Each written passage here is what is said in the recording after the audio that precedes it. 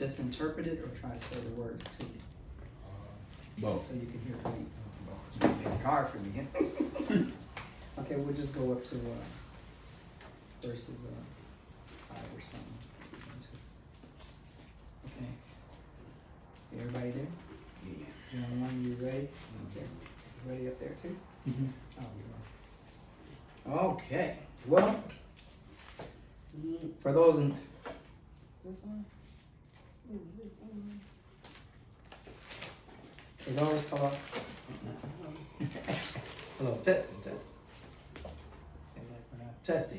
I don't know what's going on. All right. For those in TV land, here we go. We just received today in the mail the Nesso Allen Novin. That seems like French right there. Novin Testamenta Grace. In other words, this is the Greek 28th edition. Amen. Mm-hmm. I think there's a 29th one out, but most scholars have the 28th edition, so I'm going to do that. I like, my son said his favorite color is blue, so is mine. It's in blue, I like that. I don't know if that's called real leather or what, but it's kind of like an imitation leather. I think it's imitation leather. And so it's in Greek, folks. It's the actual language of Greek. So here we go. And it's the translation of John, Gospel of John, chapter 1. Okay, so that first up there, you guys probably say according to, there it is, according to St. John. Well, that's according to right here. This is kata wane. That's how you say it in Greek, wane, kata wane. So that's how you say John, kata wane. That's kind of how you There you guys go. So here we go. In arxne in ho logos, kai ho logos, in pros ton theon, kai theos in ho logos. What did we just say? In the beginning was the word. In the beginning. God. Well, the thing is, I'm gonna say it, and you guys see if I'm right. I just, how are you gonna know? If you say it right now, you won't know. So I'm gonna say it. I'm not looking at English, and you're looking at the English, and you can tell me if I'm right or not, or if I'm pulling a sheet over you. So in the beginning was the word, right? In the beginning,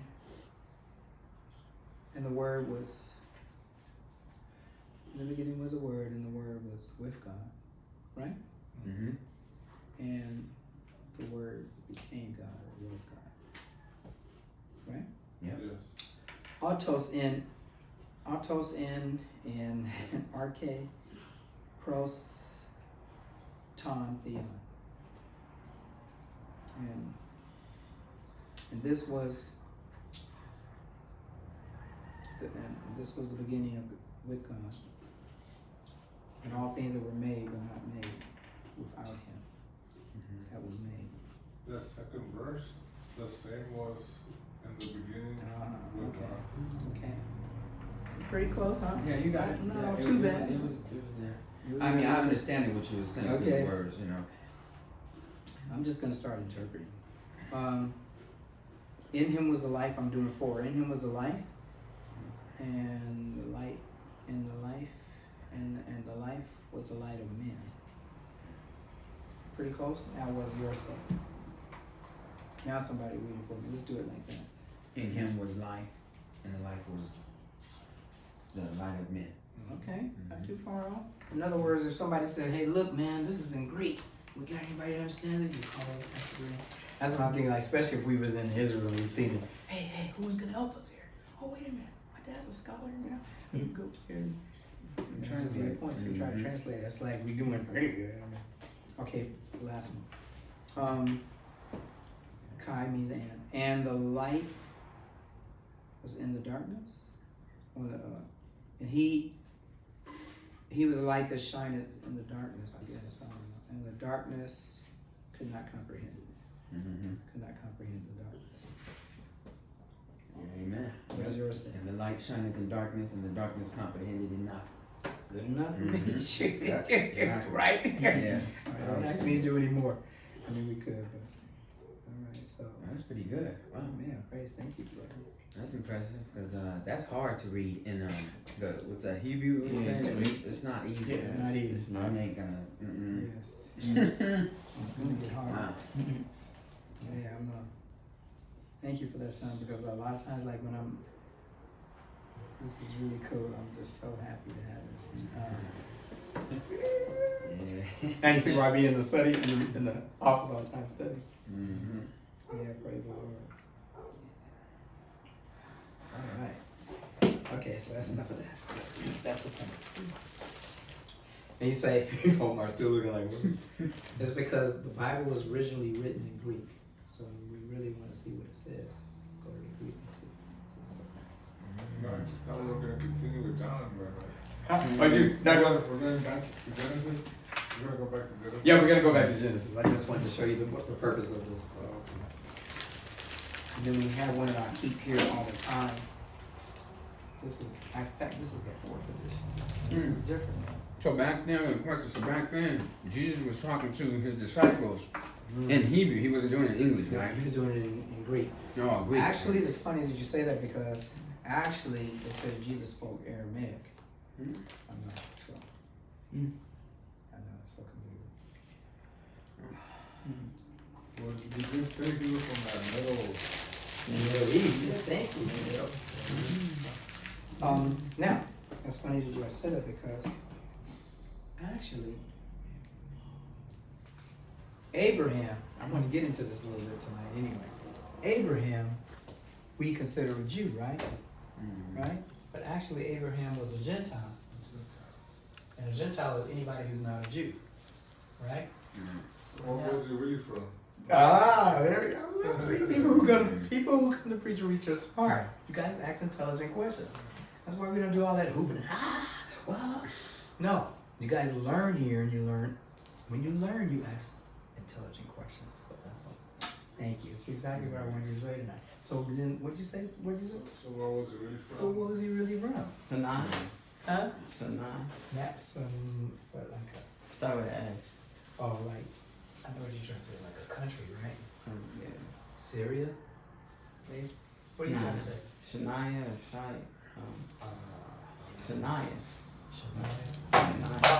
Shechem or I think I start with S though. S-H-I. S-H-I. Oh, Shimmy? Yeah. Shechem? Okay. Good question, dude. Let's see. Okay. There's one that I remember, but it was like. Turn in your Bibles in the back. And go to some Old Testament. Now be careful with that Bible. That's funny. You picked up that one. Dorina, that's the one that Dorina had. She just gave it back to us through Belinda. Oh. So what I want to do is, since I don't have a rainbow Bible, because I gave it to our homeless men, Oh. I think I'm gonna take that back to my study Oh, okay. because I want to buy one of those, but I don't want to spend the money to buy it. I just want to have it.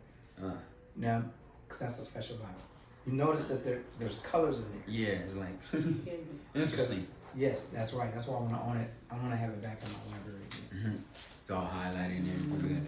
That's because they mean certain things. Like this means prophecy, and that means all those colors mean something. I'm not that impressed with that Bible, but I would like to own one copy so I can say I have it. So I think I'm gonna take it home tonight. Because here they're just gonna tear it up. We're gonna keep looking at it. Okay, go back to the back, and you can use it tonight. Go back to the back of your Bibles, right, and go to the Old Testament map, like where it say, see, this is New Testament. So you want to go like maybe here. When you get there, help your mother out. No, I have one. Yeah, this No. one. Maybe here. Yeah, I have one. Index, you don't have no max.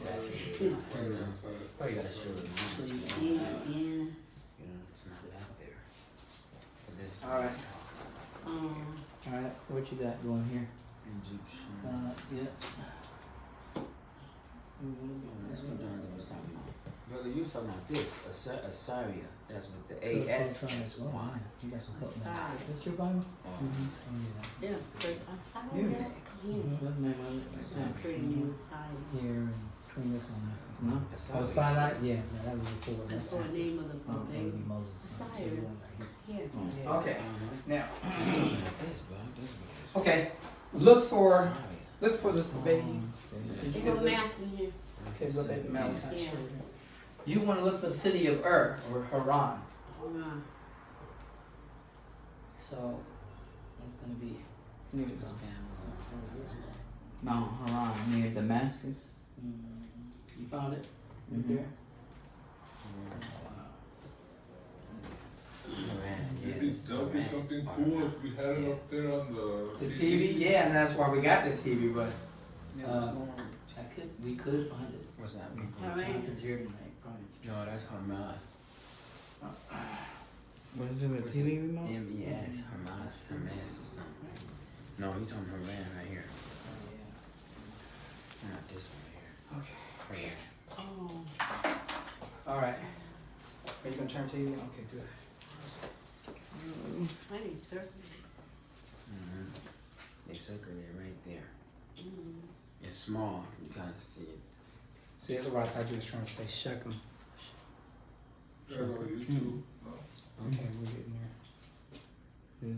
Alrighty. Oh no, you're not You- right here. S-I-N.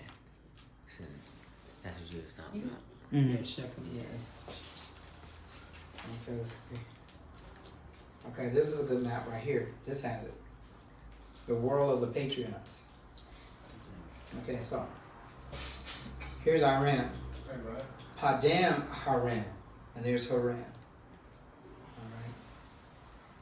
Normally, Abraham was initially from here when he was living with his dad, Terah. His dad's name was Terah. And God told him to go to the land of Canaan, like which is way over here. There's Jerusalem. That's where you say it's like South Central or what you? Yeah, right. That would be like South Central because down up in here, Beersheba, Jerusalem, Israel, right? South Central, Beersheba, right there. But but look how far he traveled. When he said, "Get into a land, and I'm gonna bless you," and all that, he wanted him to go way over here. But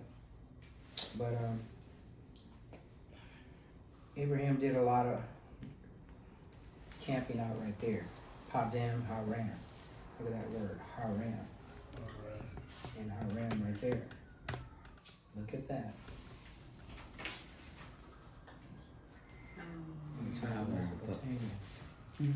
So he was originally living over there when he called him from that land. Hey, get out to a land, and that was way over here in Jerusalem, Canaan. I know he didn't walk all the way over here. No horses and stuff, right? But it took days. It took days, right? And it's hot and everything. But look at that, how it says Padam Haram, and Haram over there. That's what I want you guys to look at.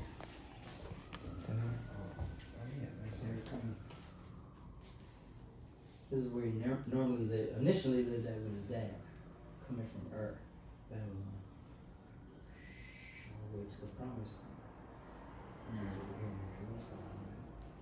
That's miles away. That's miles away, right? But look at this one, it says Padam Haram, and Haram right there. So the two different locations? Two different locations, but look at the name of the city. So now I'm gonna write up on the board, right? And what did we say? What language? What language did they probably speak? Aramaic. Doesn't that look like the name that Padam Haram? Haram. Look at that, Aramaic. And that comes from the name of these people. Armenians, I think. Armenians, and I may not be spelled right. I think the M starts right there. Armenians, there we go, Armenians. Right? We've heard of them today. Don't get them mixed up with the Arameans. Arameans, that's the ones that been through persecution. A lot of these people live in Los Angeles here, and so do these people, two different tribes, two different people. These are the ones that went through persecution in 1922, and they experienced a genocide. This Arameans is the one that we're talking about. That's the ones that come from like Abraham, and Isaac, and all that stuff like that over in Israel. which might be the ones that are kind of like over there. It's like a branch off of that. They fighting right now. Yeah, okay. But what I'm gonna have to do is do a little study on the languages because it's deep. We gotta do it. Go into it one night, and I'll probably show you so we can actually see it. But if we were to do a little study on languages, oh boy, we're gonna be dealing with like 5 languages. You know, and it's gonna explain how we got Indo-Europeans. You know, that's pretty heavy because it's like gonna be dealing with how it started, like maybe in the Middle East, and it broke off, and it started going over and spreading out into Europe and all that, and Germany, and how we got all these different languages, Germany, and then it gets into America. You know, because America and English is kind of like a breakup or a start from, because Germany, in other words, the English language comes from German and Celtics, and you know, that's how we got our language, and Anglo-Saxons and all that. I know. What I want to do is just show you on a chart one day. I'm just wetting your whistle right now. You get a little bit confused. Okay, but all our languages come from all these people, but it started from here, over in the Middle East. So like, in other words, what I'm trying to say is that there was other languages before Hebrew. It might have been like Egyptian or something like that. That would be the time of.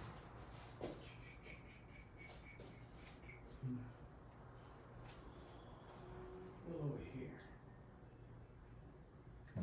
I'm just going to show you on a chart one night. Because right now I just want to wet your whistle.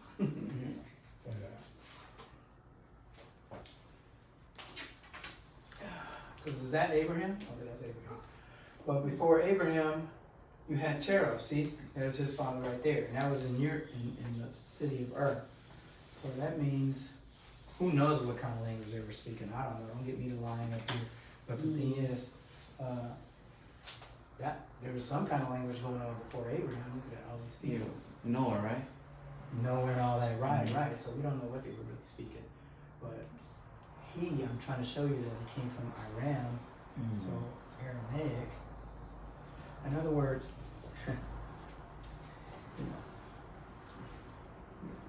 it's not all clear in my mind, but I'm going to show you a chart and then we can go more from that. When I show you the chart, we'll be focusing in on that, all right? And I'm going to show you something like a little circle and how all these languages, like a sunshine, how they come from all of that. And then how we basically get ours. Just waiting the rest of the night. Okay.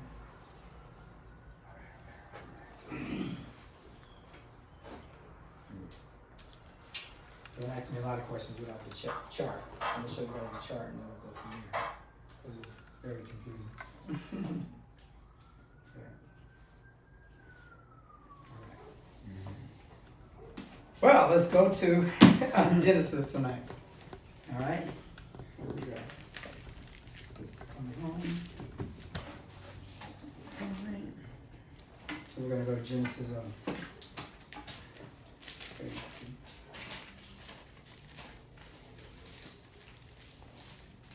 So mainly what I was trying to say is that if Abraham was a Gentile before he was a Jew, God made him a Jew because he made him the first one, right? And he was speaking whatever language they speak. Matter of fact, watch this. I'll try to prove it a little bit to you right now. Which one are we on? We were on Genesis. What was that? Okay, right here. Okay, so turn to Genesis 31, right? And then go to verse 47. So Genesis 31, 47. Look at this. This account.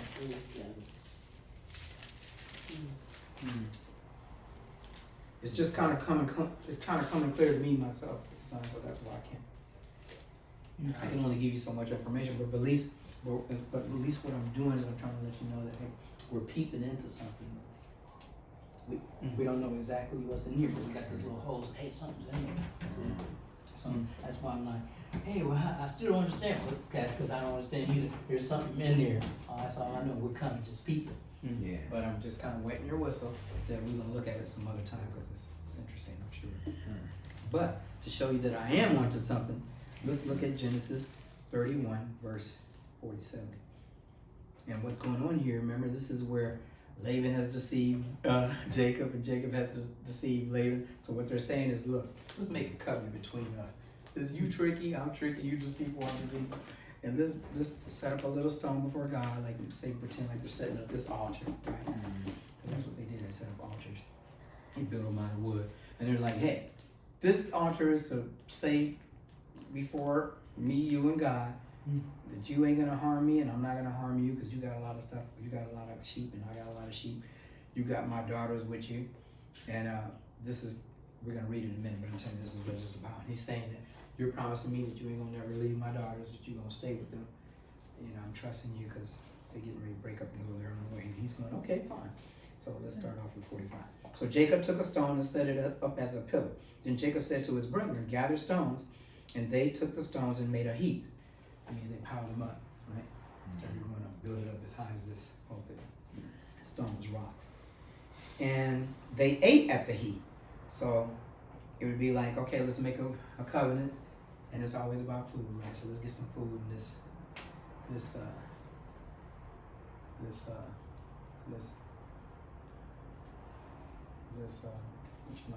let's seal this, let's confirm this with eating, okay? All right, so now look at this, watch this, in 47. Laban called it Jagar Saradutha, right? Talking about the same little pulpit, let's pretend like it's a pulpit. But Jacob called it Galilee. Wait a minute. This is going to be called the pulpit. Why does Omar want to call it something different? And I'm going to call it the pulpit. That's because they both spoke different languages. So he's calling it whatever it is. So we say this is the pulpit, and Omar, we don't have an agreement with it, and you call it whatever you want to call it in what? Spanish, and I call it whatever I want to call it in English, but we're talking about the same pulpit. So that's a good example that It's called El Pulpito. El Pulpito. So, but It's kind of similar, but kind of similar. So, because it was like I was kind of confused when I read this. Like, why is he calling it one thing and he's calling? Because it's showing you two things. They're speaking a different language, and it shows you that Laban didn't have the same God that Jacob had. He didn't believe in him like the way Jacob did. That's what you're supposed to mainly get from the text. But me trying to be a scholar, I'm trying to go a little deeper. Look. Okay, praise you, Lord. See, my Bible says literally in Aramaic. That's what I'm trying to prove. That Jacob spoke Aramaic. See, it's literally Aramaic. Hebrew, whatever. Literally Aramaic. See, I do this to you like to prove to you. yeah, one time I saw a video of the actor of The Passion of the Christ. The lead actor for who played Jesus. He said a prayer in Aramaic, like how Jesus was saying. There you go. What was the prayer?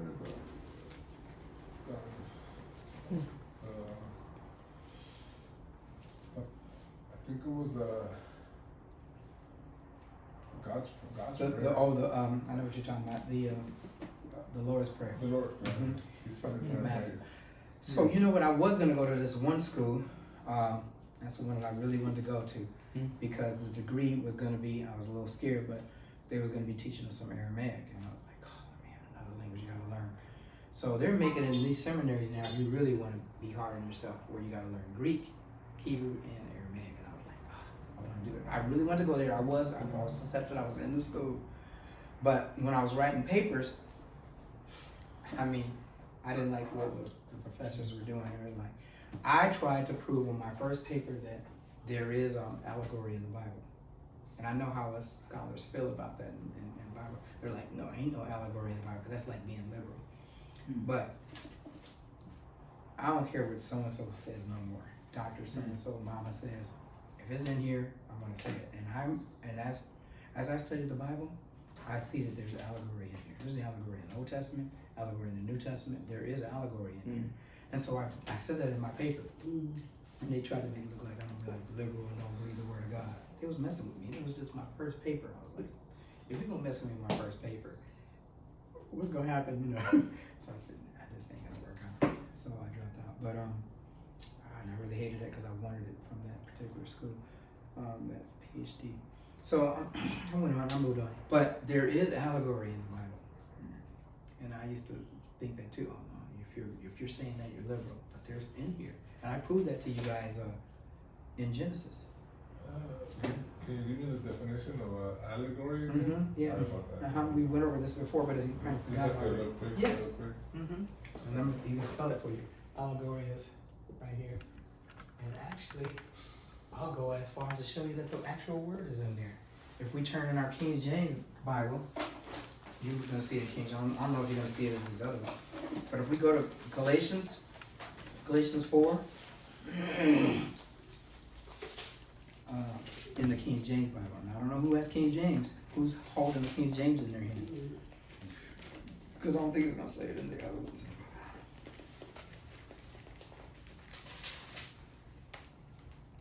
Okay, I'm reading out of a New King James. So, okay, so in this New King James, it uses the word symbolic. And you said you want another word for it. What does it mean? No, well, yeah, just like the definition of it. Yes, it means symbol. Symbol. It means symbol. So it translated it as symbol in here. Okay? Now who has a King James Bible in their hands? Oh, wait a minute. You have one? Good. And you want to turn to Galatians 4:24.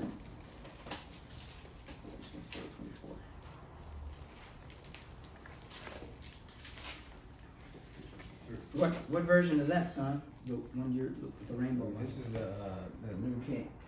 This is I thought it was the King James version. It's King James? Yeah, it's King James. Okay, so cool. Turn to Galatians 4:24. Yours should say it. I'm holding the Dr. King. You have a King James bag? No, well, yeah, King. You holding the King James, you bro? No, I'm not holding it, but the phone says, Okay. yeah. Okay, so go to Galatians. Is it New Testament or Old? Yeah, New Testament. King, Right there. Did you do that too? You went to your context? There you go. That's the way to do it. So now go to 4, chapter 4. Chapter 4. Oh yeah, you're doing a King James bag. So. So you're there. You're in the Old Testament back here. Okay. There you go. I have the Corinthians.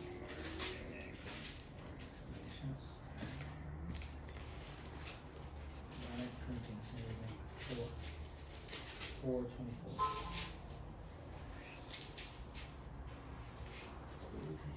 Alright, cool. You already there, son? Mm-hmm. You have a NIV. you have an NIV? That's NIV? That's New Living Translation. Yeah. That's Yeah, not the gonna Living say it. Translation, yeah. So in your King James, you still not there, doctor? No, wait a minute. You should have been there already. No, I think I I messed up. Galatians. It's, It's way in the New Testament. Okay? New Testament. Oh, it's by Revelations and them back there. yeah, plus the Ephesians, before Ephesians. Yeah, before Ephesians. Yeah, Corinthians. Yeah. That's chapter 4, verse 24. You went with him when you get there. Galatians. You drove with him, or you went in Okay, and what does it say? which things are in allegory. Ah, look at that. Mm-hmm. The word itself is in there. What? The word itself is in there. Galatians 24, which things are an allegory, for these are the Yeah. two Covenants. The one from the Mount Sinai. Mount Sinai, which gathereth, which gives birth, which gives birth to bondage. bondage, which is Hagar. Mm-hmm. Okay, now see, the actual word itself is in there, and that these professors give me time like, no, allegory is not in the Bible. Wow. Are you just messing with me because well, you really don't think there is allegory? Anyway, it's my first paper. You get, I said, what's gonna happen when I have to write 10 or 100 more papers? But did you get a chance to prove them? I don't have to prove nothing, and they know that, you know. So I was like, this ain't the school for me, but I really don't. And that was gonna be learning Aramaic for me. So now, and I was just talking about it's really important, you know, how you interpret the Bible before I even wrote this book. So now the thing is, the word itself is in there. Allegory is in the Bible. I can show you from the Old Testament to the New Testament is in here, and it means symbols.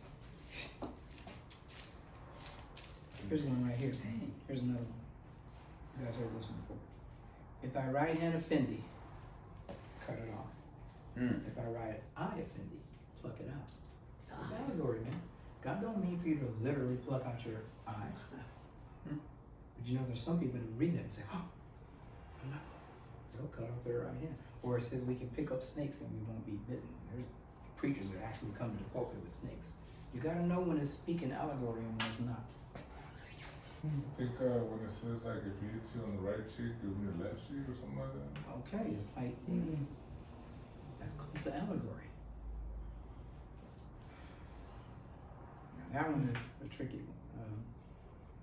Well, that one, but it is, okay. That one is like, that one is hyperbole. That's called hyperbole. Oh boy. That one is this.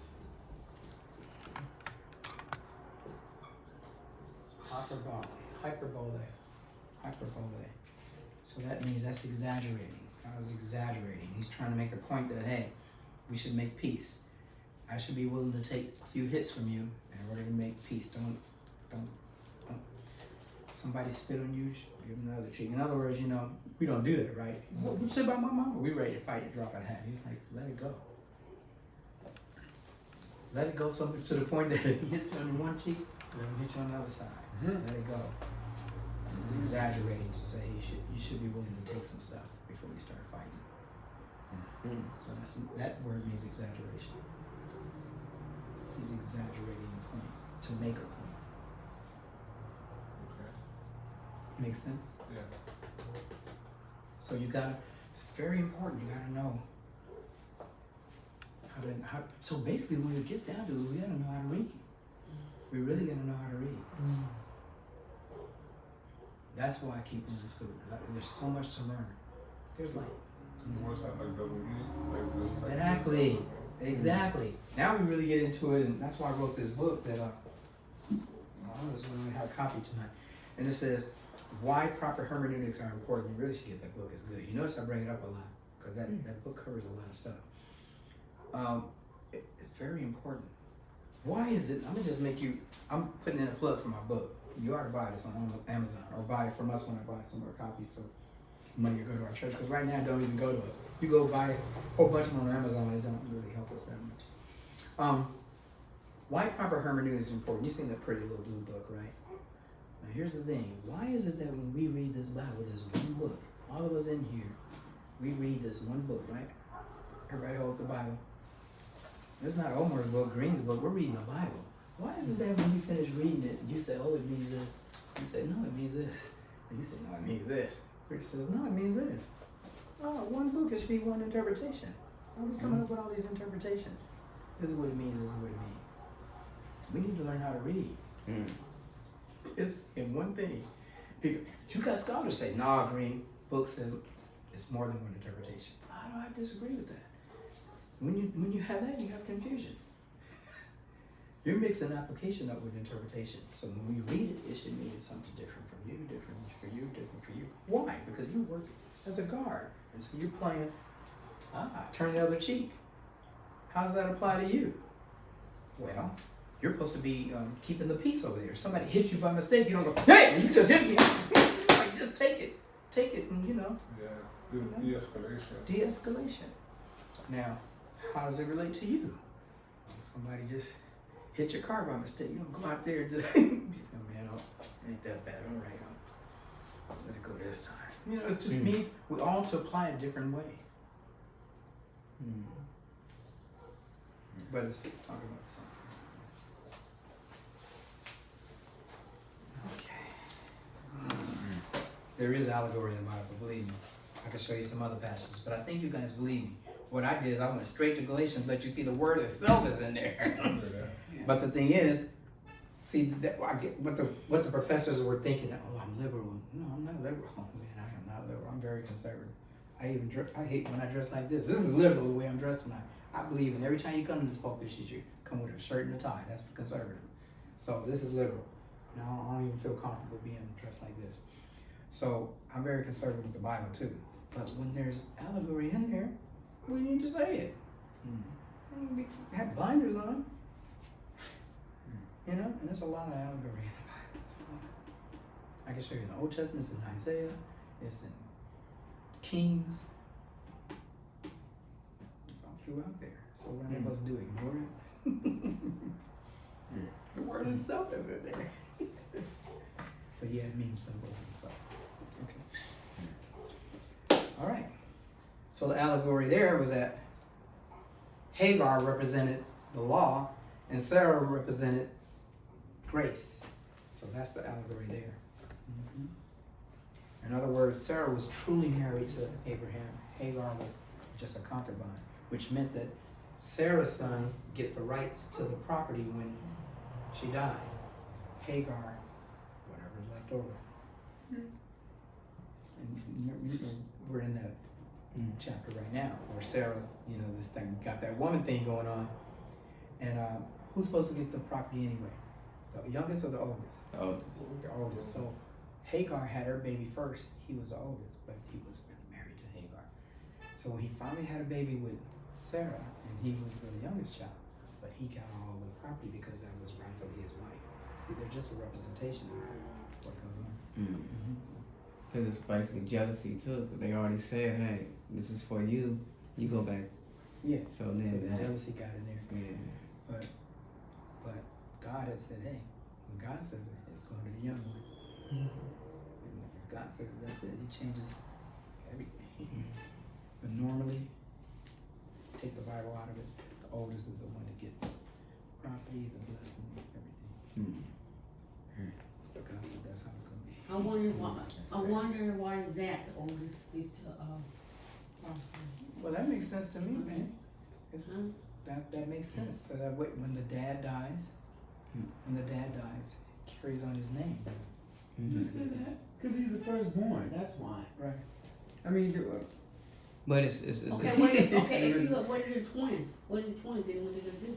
Then it gets a little complicated, doesn't it? Yeah. And you gotta see which Split. twin came out first, I guess. Yeah. Split it.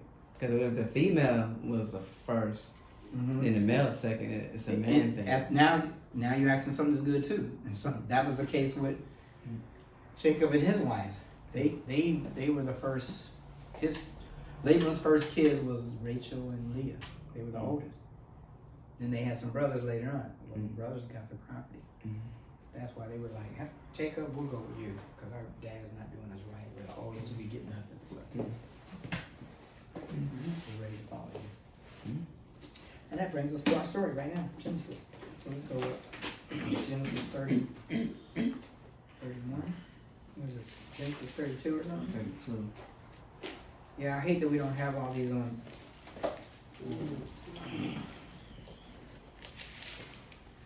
I'm probably not gonna let this one go up either.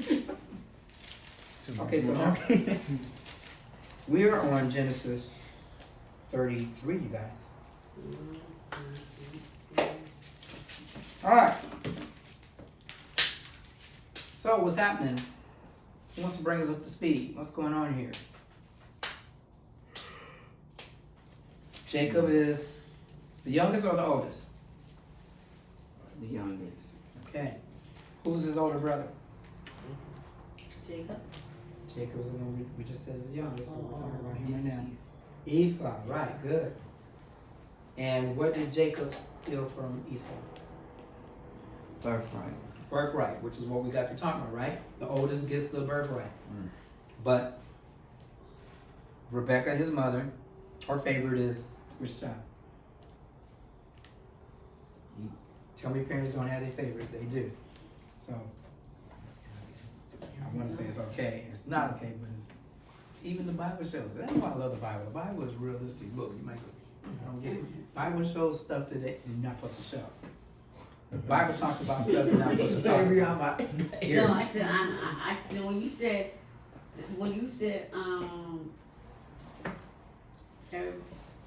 Everybody's not supposed to have favorites. yeah, like you said, everybody, you said about the, favorites, right? Mm-hmm. And it said in the Bible, but to me, I don't know. You I shouldn't don't have a think favorite, about- right? I don't, yeah. Yeah, but I don't have a favorite, but You you don't have a tell me favorite. what is the favorite, cause I don't have a favorite. Molly. Yes, Oh, you my do. Yeah, kids. you say I that. love all my kids, You I love love all all the same. right, That what I, Malika. to me, you know, to Yeah. me, my person. right. But see, we say that, but that's what I'm saying. We say that, but we're all laughing here because we know that's not true. we know that people really do, right? They have their favorites of their kids, people, bosses have their favorite workers. It's just everywhere, and we see it. Huh? You can't deny it. You can't deny. That's what I'm saying. It's like might as well- No.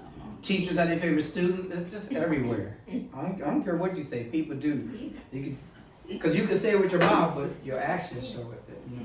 So that's what happened here. Rebecca loves both her kids too, but she was looking out for Jacob. Esau was supposed to get the birthright, but she said, "Oh, I overheard your dad talking. This is what you need to do so you can get it. Pretend like you're him and let him feel your arms and everything." Okay, so right. So Jacob is the youngest, and I'm asking you again, what did he steal from his older brother?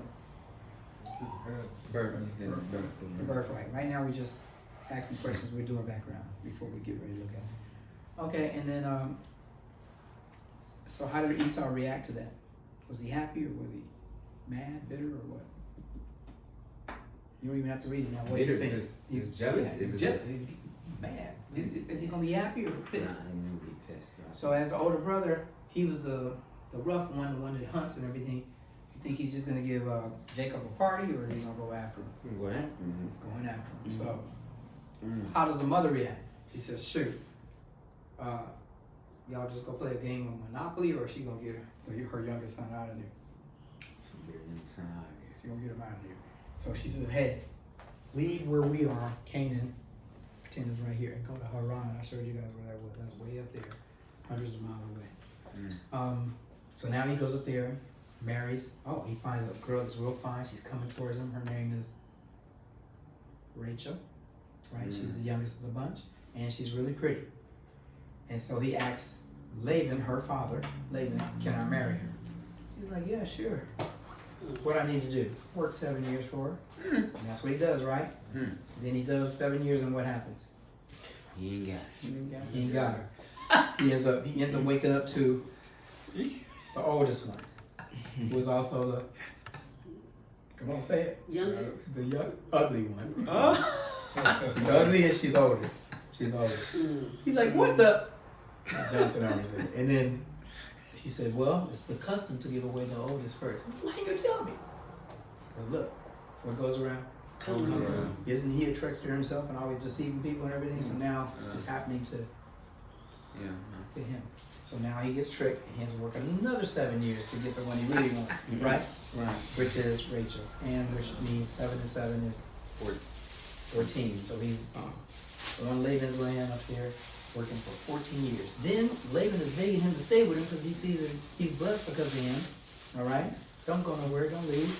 And so he stays another 6 years. 14 plus 6 is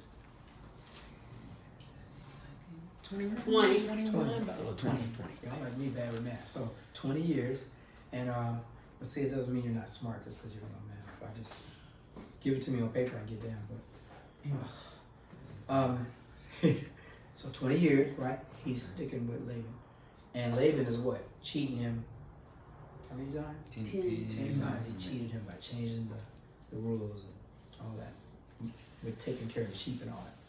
So now Jacob says, you know what? I'm tired. I want to leave you. I want to leave. I want to leave. He goes, blah, blah, blah. He's trying to convince him, come on, stay, blah, blah. He's, no, I want to leave. He says, okay, what can I do for you? He just let me leave. He says, what do you want? I don't want nothing. Just let me leave. I'll even take care of your sheep still, but let me leave. I want to do for my family now. He says, all right.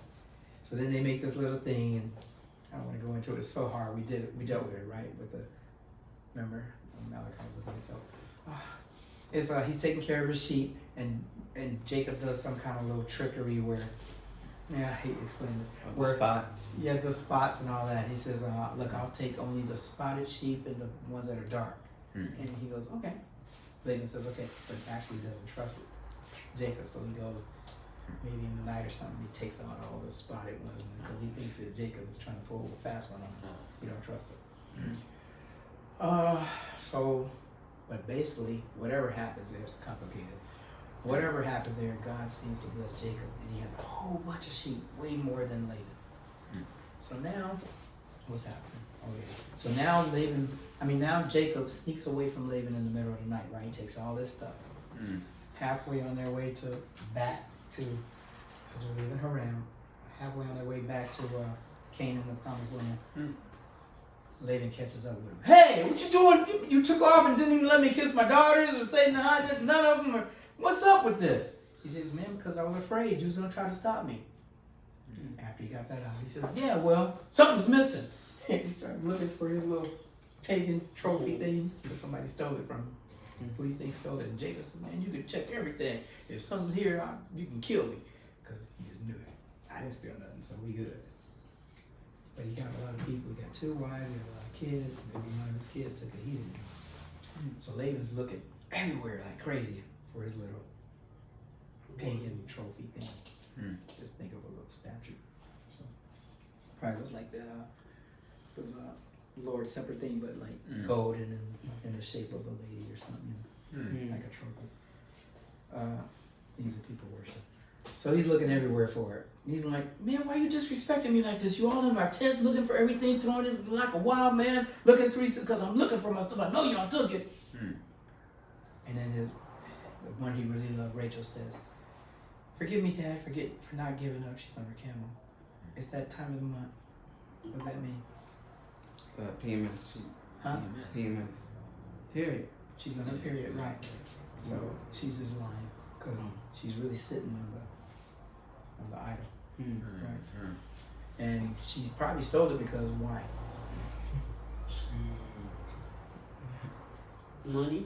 Money. That might be a reason. What else? You wait until he dies so you can take his belongings, take Okay, his possessions, right. and what he has. Yes, think evil like that way they might be thinking. That's right. Admired it? And maybe she admired it herself. Maybe she was into idol worship a little bit. Let's hope not. And one more. Get back at Dad. Oh. Yeah. He's not giving them property anyway. They're the oldest, and they're giving it to the younger brother. I'll teach him. I'll take what he really wants. I'll teach his guitar. So they steal the thing, right? What else happens? Okay, so basically, now we get to the point where they're like gonna build that thing. Where he says, okay, I'll tell you what. You're deceitful. You're full of it, I'm full of it. Let's build this little thing here. And let's make a meal, promising that you won't hurt me and I won't hurt you. You won't come after me, I won't come after you, blah, blah, blah. And that's when he named it his name, right? Which is, he named it his name, right? The 2 different names. Okay. That's what's happening in those chapters. Now we come up to 33. Now we're ready. Okay? Good reader.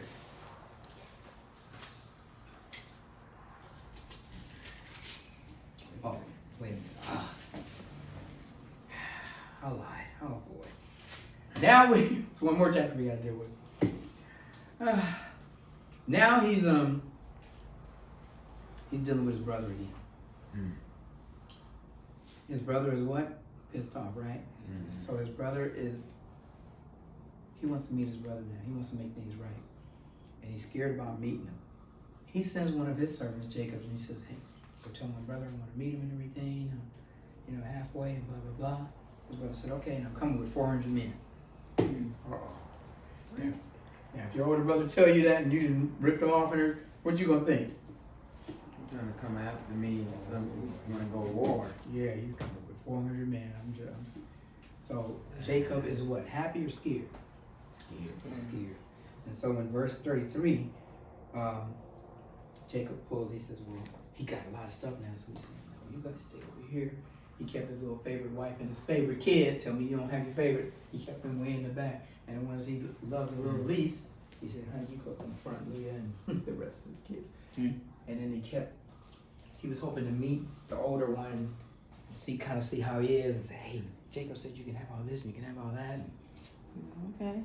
And then by the time where's Jacob? He's over there. He's coming. He's coming. Mm-hmm. And then so he did it like a few times, like 4 times. I think the Bible says three times or something. Mm. You know, setting stuff up in like thirds, one third, 2 thirds, 3 thirds. And then so that's what happened.